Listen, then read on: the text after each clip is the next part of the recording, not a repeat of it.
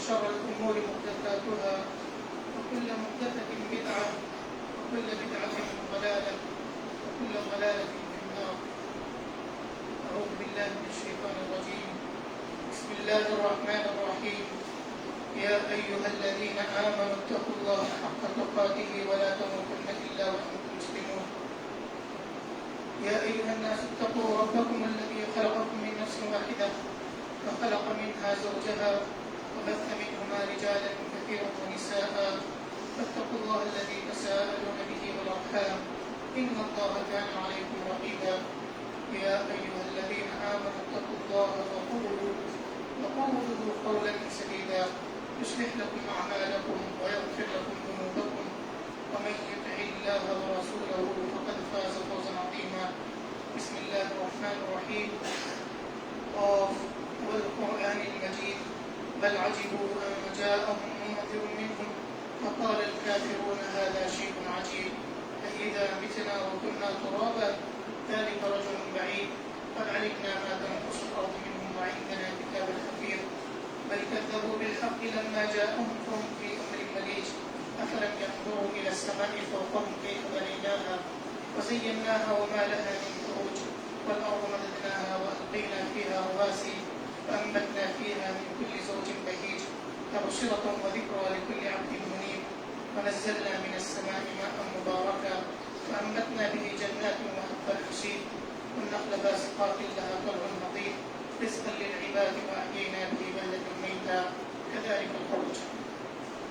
وقال الله عز وجل ظهر الفساد في البر والبحر بما كسبت أيدي الناس لنذيقهم بعض الذي عملوا لعلهم يرجعون. تمام قسم کی تعریفیں کبریائی اور بڑائی اللہ تبارک و تعالیٰ کے لیے لائق و زیبا ہے جس نے ہم تمام کو پیدا کیا اور ہماری ہدایت کے لیے انبیاء و رسول بھیجتا رہا. درود و سلام ہو تمام انبیاء کرام پر خصوصاً نبی کریم محمد صلی اللہ علیہ وسلم پر جن کی کوششوں سے آج ہم اسلام کے سائے میں زندگی بسر کر رہے ہیں. محترم حضرات خطبہ مسنونہ کے بعد میں نے آپ حضرات کے سامنے ایک آیت تلاوت کی جس میں اللہ تبارک و تعالیٰ نے کہا ظہر الفساد فی البر والبحر بما کسبت ایدی الناس. خشکی اور تری زمین و سمندر میں فساد برپا ہو گیا بما کسبت ایدی الناس. اور یہ فساد کیوں برپا ہوا ہے؟ تو یہ لوگوں کے اعمال کی وجہ سے لوگوں کی حرکتوں کی وجہ سے لِيُذِيقَهُمْ بَعْضَ الَّذِي عَمِلُوا. اور یہ جو اللہ تبارک و تعالیٰ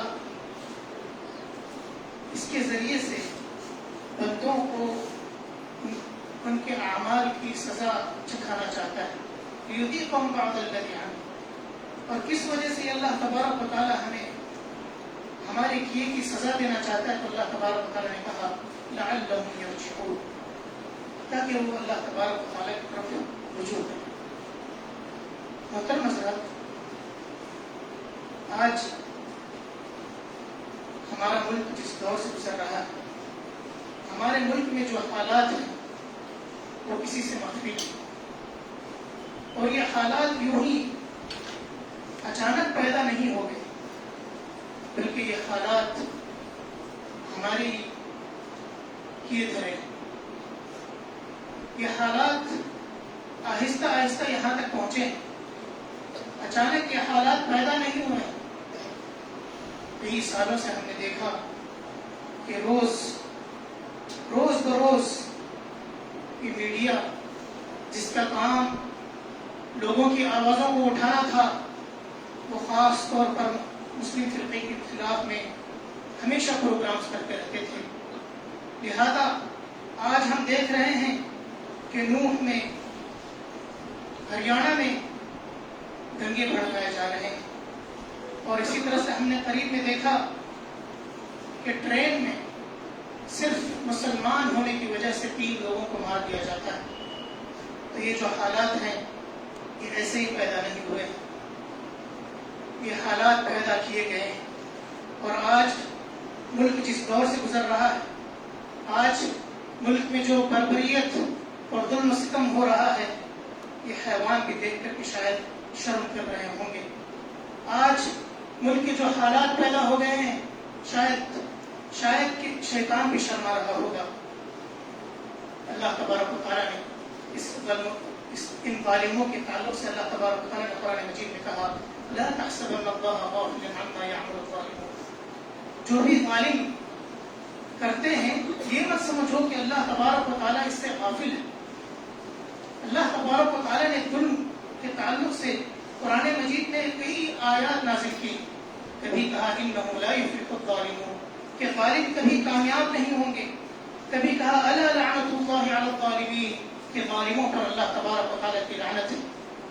اور حضرات یہ جو ظلم و ستم مسلمانوں پر اور خاص فرقے پر ڈھائے جا رہے ہیں یاد رکھیے ایک دن آئے گا کہ یہ ظلم و ستم ختم کر دیا جائے گا.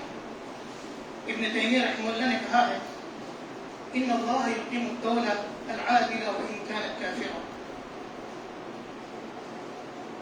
ان اللہ یقیم الدولہ العادلہ وان کانت کافرہ کہ اللہ تبارک و تعالیٰ اس حکومت کو باقی رکھتا ہے جو عدل و انصاف کرتی ہو. اس حکومت کو اللہ تبارک و تعالیٰ باقی رکھتا ہے جو عدل و انصاف کرتی ہو اگرچہ کہ وہ حکومت کافر کیوں نہ ہو.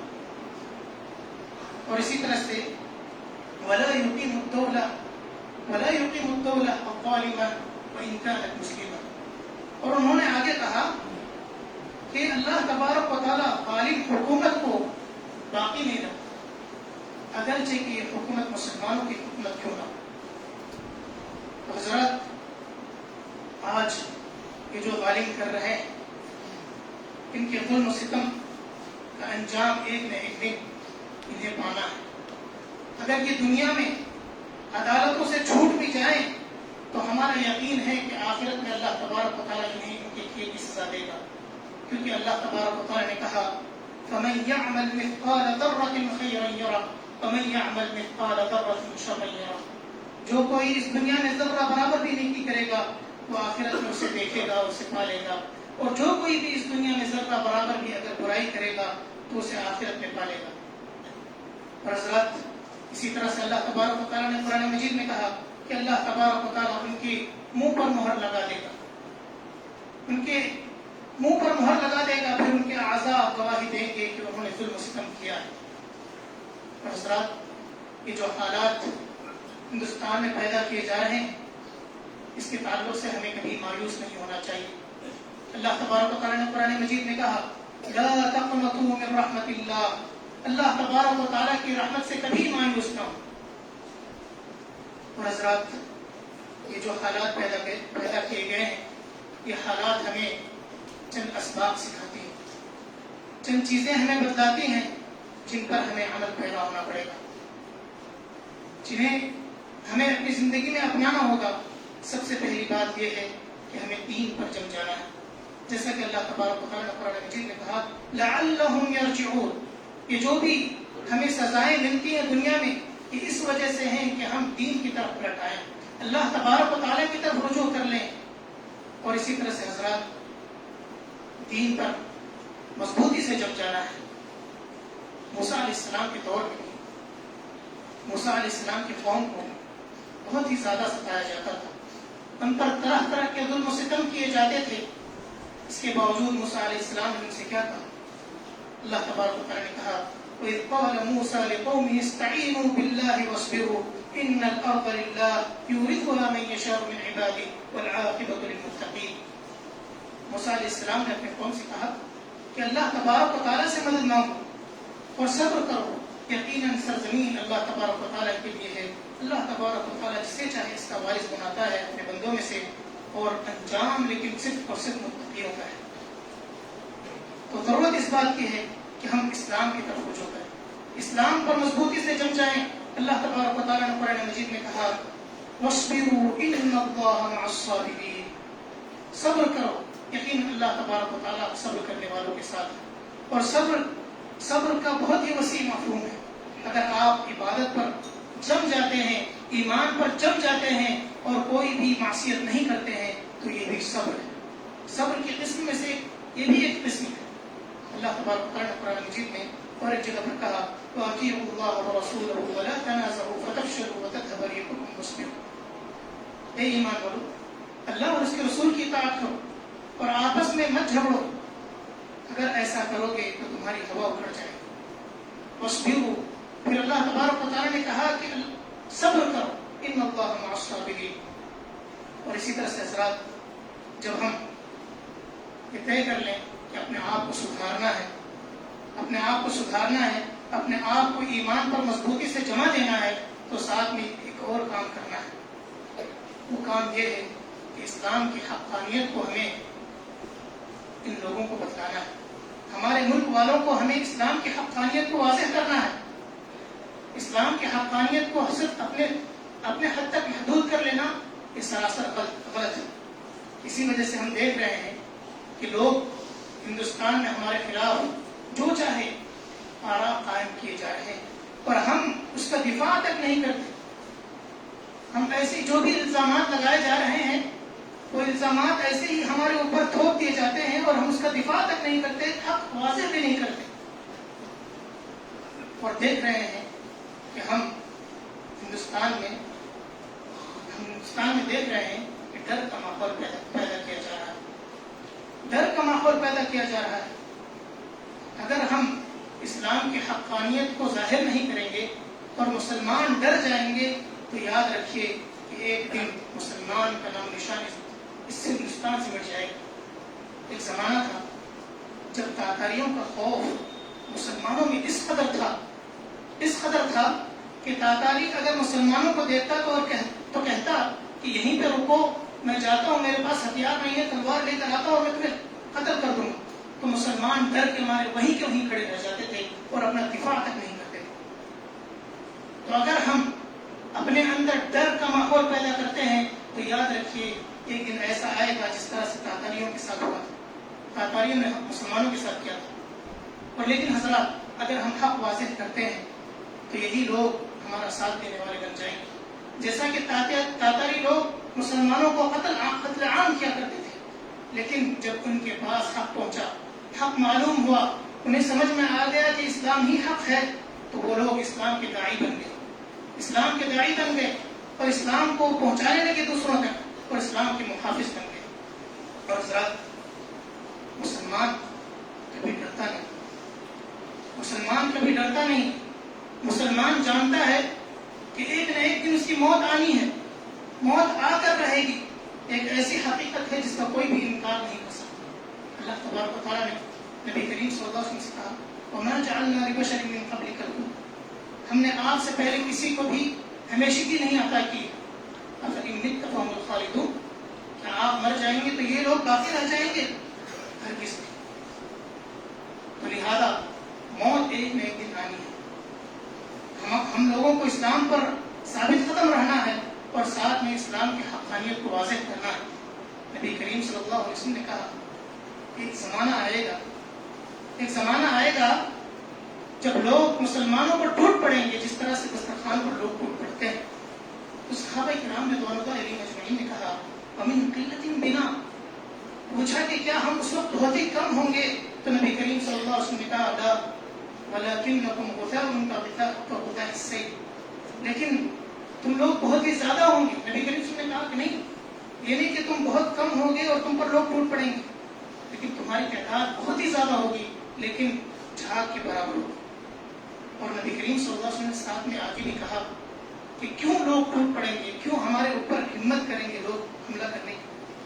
اللہ کے رسول صلی اللہ علیہ وسلم نے کہا تنزع المهابة من قلوب عدوكم منكم ويوضع في قلوبكم الوهن، کہ تمہارے دشمنوں کے دل سے تمہارے تعلق سے جو ہیبت ہوتی ہے اس کو ختم کر دیا جائے گا اور تمہارے دلوں میں وہن ڈال دیا جائے گا۔ صحابہ کرام رضوان اللہ علیہم نے پوچھا کہ وہن کیا چیز ہے، وہن کیا ہے؟ تو نبی کریم صلی اللہ علیہ وسلم نے کہا حب الدنیا و کراہیت الموت، کہ دنیا کی محبت اور موت سے ڈرنا ہے۔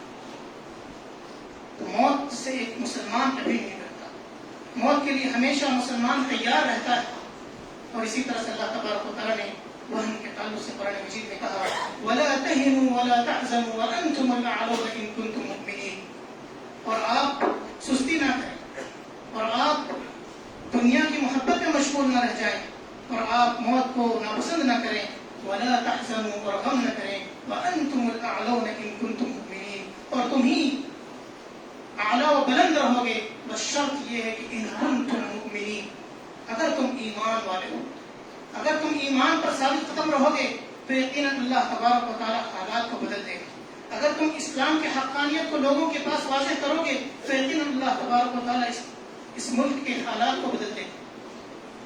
اور اسی طرح حضرات، جو اسلام کی حقانیت کو ہمیں واضح کرنا ہے وہ صرف زبان سے نہیں، بلکہ اسلام کی حقانیت کو واضح کرنے کے لیے اپنے آپ کو، ہر انسان کو بدلنا ہوگا.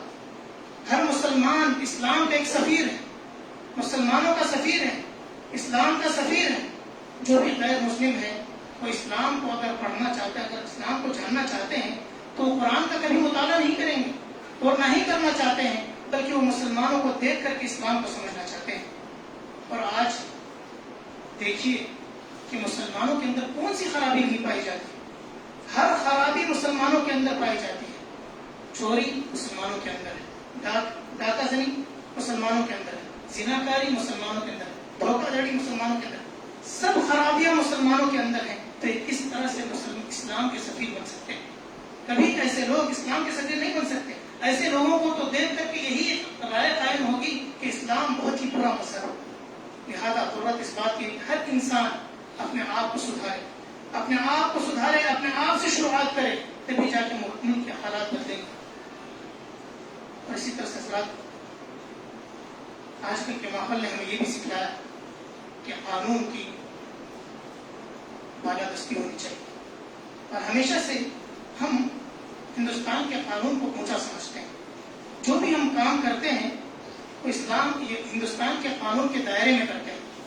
اور دیکھا جاتا ہے کہ ایسے ماحول میں، جو آج کل کے ماحول ہیں، اس میں چند نوجوان بہت ہی زیادہ بھڑک اٹھتے ہیں، بہت ہی زیادہ جذباتی ہو جاتے ہیں اور ایسے ایسے کام کر بیٹھتے ہیں جس کی وجہ سے ان کے لیے جینا دوبھر ہو جاتا ہے.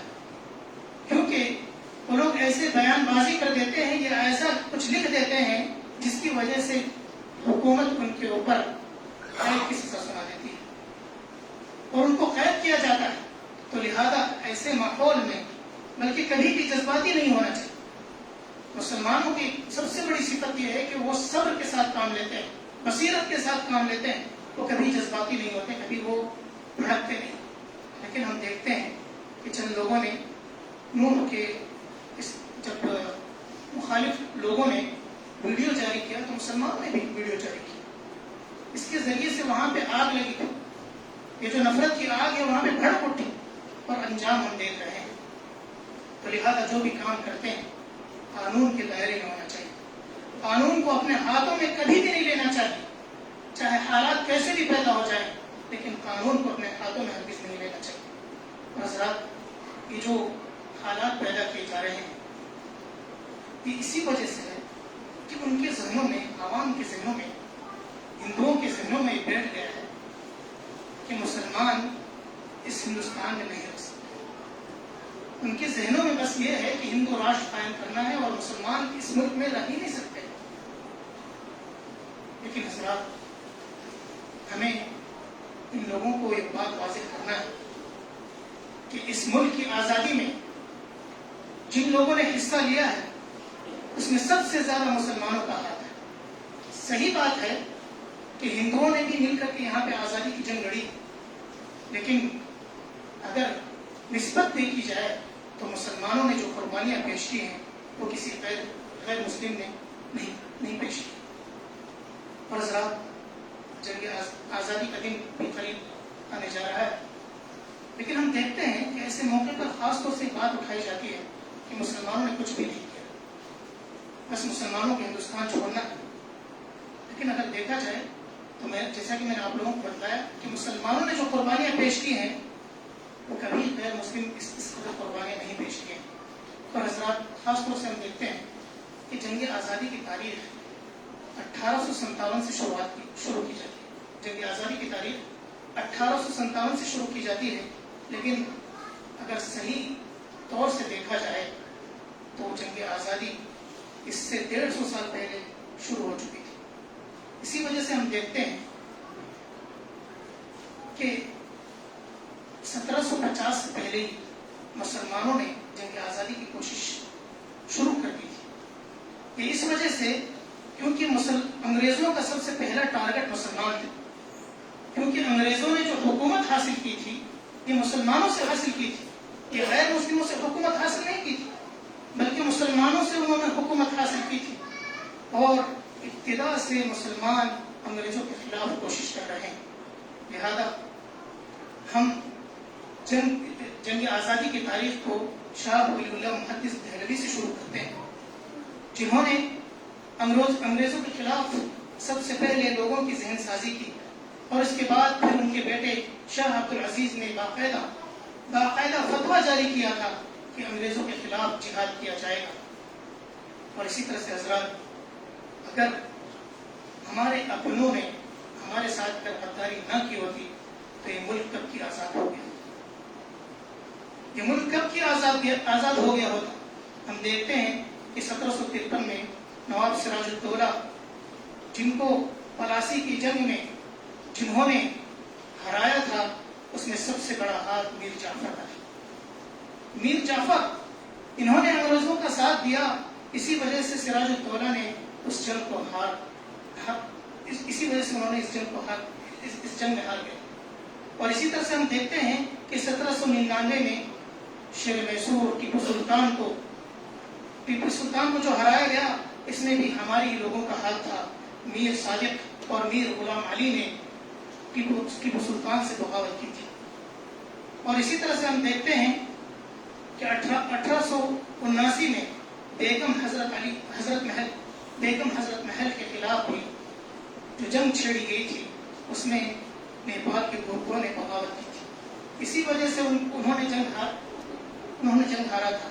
اور اسی طرح سے حضرات، آخر میں 1825 میں ہم دیکھتے ہیں کہ تحریک شہیدین کے بعد ہندوستان میں پوری طرح سے جنگ آزادی کی لہر عام ہو جاتی ہے۔ یہ 1825 کی بات ہے، لیکن پھر بھی یہ کہا جاتا ہے کہ 1857 میں پہلی جنگ آزادی لڑی گئی۔ اور حضرات، مسلمانوں نے جو قربانیاں اس جنگ آزادی میں پیش کی ہیں وہ کبھی بھلایا نہیں جا سکتا۔ علماء صادق پور نے جو ہندوستان کے لیے قربانیاں پیش کی ہیں، اگر تاریخ میں اس کا ذکر نہ کیا جائے، آزادی ہند میں اگر اس کا تذکرہ نہ کیا جائے تو گویا کہ یہ ناقص ہے۔ ہم دیکھتے ہیں کہ علماء صادق پور نے 1750 سے لے کر 1857 تک برابر لگاتار وہ لڑتے رہے۔ اور اسی طرح سے حضرات، علماء صادق پور جو کہ پٹنہ کا ایک علاقہ ہے، وہاں پر ایک دن ایسا بھی آیا تھا جو عید کا دن تھا، لیکن اس دن انگریزوں نے بلڈوزر لے کر کے ان کے تمام گھروں کو گرا دیا۔ جو خوشیاں منانے کے دن تھے، اس میں انہوں نے علماء صادق پور کو بہت ہی زیادہ غم پہنچایا تھا۔ اور اسی طرح سے حضرات، علماء صادق پور کے تعلق سے نہرو نے جو بات کہی تھی، جواہر لال نہرو نے جو بات کہی تھی، وہ یاد رکھنے والی بات ہے۔ انہوں نے جب پٹنہ کا دورہ کیا تھا آزادی ہند کے بعد، تو انہوں نے کہا تھا کہ اگر تمام لوگوں کی جد و جہد، آزادی کے لیے جو جد و جہد ہے، اس کو ایک پلڑے میں رکھ دیا جائے، ترازو کے ایک پلڑے میں رکھ دیا جائے، اور علماء صادق پور کے جو جد و جہد ہے ان کو ایک پلڑے میں رکھ دیا جائے، تو علماء صادق پور کی جو محنتیں ہیں اور کاوشیں ہیں وہ بھاری پڑ جائے گی۔ اس قدر ہمارے مسلمانوں نے آزادی ہند کے لیے قربانیاں پیش کی۔ اور اسی طرح سے حضرات، کالا پانی کی سزا کے تعلق سے اگر دیکھا جائے تو اس میں جو سزا کاٹنے والے ہیں اس میں 90 سے 95% صرف اور صرف مسلمان ہیں، اور یہ اس زمانے کی سب سے کڑی سزا شمار کی جاتی تھی۔ اسی وجہ سے ہم دیکھتے ہیں کہ غیر مسلموں نے جو وہاں پہ سزا کاٹی وہ صرف 5 سے 10% ہے۔ حتیٰ کہ جو ویر ساورکر جو مشہور انسان ہے، وہ جب کالا پانی کی سزا دیکھا تو وہ ہمت ہار گیا، اس کی ہمت جواب دے دی گئی۔ تو پھر اس نے انگریزوں کو 3 خطوط لکھے اور کہا کہ اگر مجھے آزاد کر دیا جائے گا تو میں آپ کے مشن کے تحت کام کروں گا، اور جو آزادی ہند کا خواب دیکھ رہے ہیں ان کے خلاف کام کروں گا۔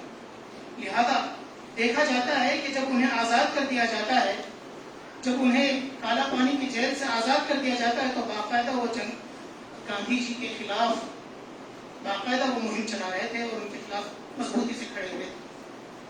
اور اسی طرح سے حضرات مولانا ابوالکلام آزاد رحمہ اللہ کو کون بھلا سکتا ہے؟ مولانا ابوالکلام آزاد جن کا ایک ایک پل بہت ہی قیمتی تھا، ایک ایک منٹ جن کا بہت ہی قیمتی تھا، جو مفکر تھے اور عالم دین تھے، اور بعد میں ہندوستان کے سب سے پہلے ایجوکیشن منسٹر بھی بنے، جن کا ایک ایک پل بہت ہی اہم تھا۔ ان کی آواز کو دبانے کی بہت ساری کوششیں کی گئی۔ ان کا جو البلاغ پرچہ نکلتا تھا اس پر بین لگایا گیا، پھر اس کے بعد جو ان کا دوسرا روزانہ نکلتا تھا پرچہ، اس پر بھی بین لگایا گیا۔ اتنا ہی نہیں بلکہ مولانا ابوالکلام آزاد رحمہ اللہ کو احمد نگر کی جیل میں 14-15 سال تک قید کیا گیا۔ اس قدر ہمارے اسلاف نے ہندوستان کے لیے قربانیاں پیش کی ہیں، لیکن پھر بھی ابھی کہا جاتا ہے کہ مسلمانوں ملک چھوڑ دو۔ اگر مسلمانوں نے ہندوستان کو چھوڑ دیا تو یاد رکھیے کہ ہندوستان کی سرزمین مسلمانوں کو تلاش کرے گی، ہندوستان کی سرزمین مسلمانوں کو تلاش کرے گی کہ کہاں ہیں وہ لوگ جنہوں نے اپنے خون سے ہمیں آزاد کیا، اور یہ آسمان ہندوستان کے مسلمانوں کو تلاش کرے گی اور دیکھے گی کہ کہاں ہیں وہ لوگ جو اپنے آپ کو اس ہندوستان کے لیے قربان کرنے کے لیے ہمیشہ تیار رکھا تھا۔ تو ضرورت ہے میرے بھائیوں، آج ضرورت اس بات کی ہے کہ ہم جو حالات بنائے گئے ہیں اس کے تعلق سے فکر مند ہوں، اپنے آپ کو سب سے پہلے اسلام کی طرف راغب کریں اور اسلام پر اپنے آپ کو مضبوطی سے جما دیں، اور ساتھ میں غیر مسلموں کو اسلام کی حقانیت کو پہنچائیں، اور ساتھ میں ان لوگوں کو یہ بھی واضح کریں کہ ہمارے اسلاف نے اس ہندوستان کی آزادی کے لیے کیا قربانیاں پیش کی ہیں۔ آخر میں اللہ تبارک و تعالیٰ سے دعا ہے کہ اللہ تبارک و تعالیٰ ہمارے اس ملک میں امن و شانتی قائم کرے۔ آمین۔ وآخر دعوانا الحمدللہ۔